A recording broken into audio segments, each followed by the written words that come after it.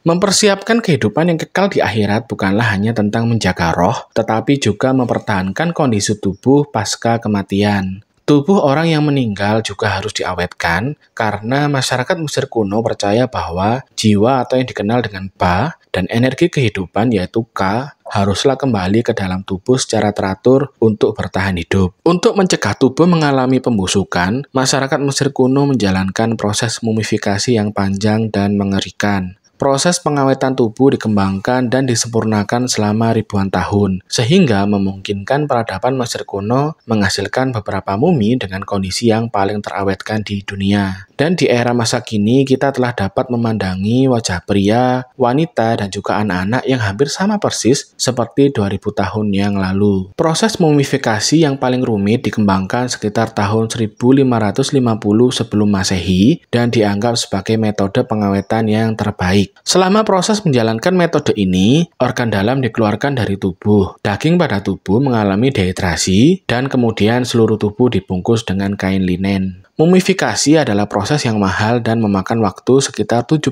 hari untuk menyelesaikannya, sehingga hanya orang-orang yang sangat kaya raya yang mampu melakukannya. Sedangkan masyarakat kelas pekerja diperlakukan dengan metode pengawetan alternatif yang melibatkan pencairan organ dalam dengan minyak pohon cedar, kemudian mengeluarkannya dari tubuh melalui rektum, lalu menempatkan tubuh dalam zat asin yang disebut dengan natron untuk mengeringkannya. Para pembalsem mumi di era Mesir kuno adalah pengrajin terampil yang memiliki pengetahuan mendalam tentang anatomi tubuh dan keahlian tangan yang stabil. Para pembalsem mumi juga seringkali menjadi pendeta karena melakukan upacara keagamaan terhadap sosok yang meninggal dunia merupakan bagian yang sama pentingnya dalam proses pembalseman. Pendeta yang paling berpengalaman melakukan bagian utama dalam proses mumifikasi, seperti membungkus tubuh dengan kain. Pendeta dalam proses mumifikasi mengenakan topeng jakal saat melakukannya, melambangkan kehadiran Anubis yang merupakan dewa pembalseman dan akhirat.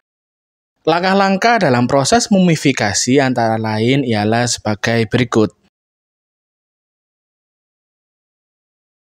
Sebelum proses pembalseman dimulai, jenazah dicuci dengan air dari sungai Nil dan palm wine atau yang biasa kita kenal dengan air tua.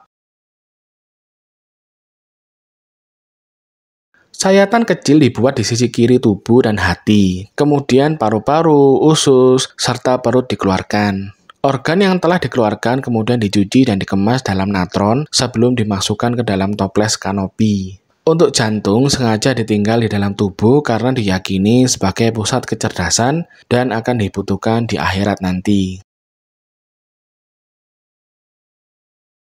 Sebuah batang dimasukkan melalui lubang hidung menuju ke dalam tengkorak dan digunakan sebagai alat untuk memecah otak sehingga dapat mengalir keluar dari hidung. Cairan tersebut kemudian dibuang karena dianggap tidak berguna. Tubuh diisi dan ditutup dengan natron yang merupakan sejenis garam yang akan menyerap kelembapan apapun, kemudian dibiarkan selama 40 hari hingga mengering. Sekali lagi, tubuh dicuci dengan air sungai Nil dan diolesi minyak untuk membantu kulit tetap elastis. Natron yang sebelumnya diisikan ke dalam tubuh diambil kembali, dan tubuh kemudian diisi dengan serbuk gergaji dan kain linen agar terlihat seperti kondisi aslinya. Bagian pertama, kepala dan leher dibungkus dengan kain linen, lalu jari tangan dan kaki. Lengan dan kaki dibungkus secara terpisah sebelum diikat menjadi satu. Resin cair digunakan sebagai lem untuk merekatkan kain linen. Pelindung yang dirupakan dengan jimat ditempatkan di antara lapisan kain untuk melindungi tubuh selama perjalanan menuju dunia akhirat.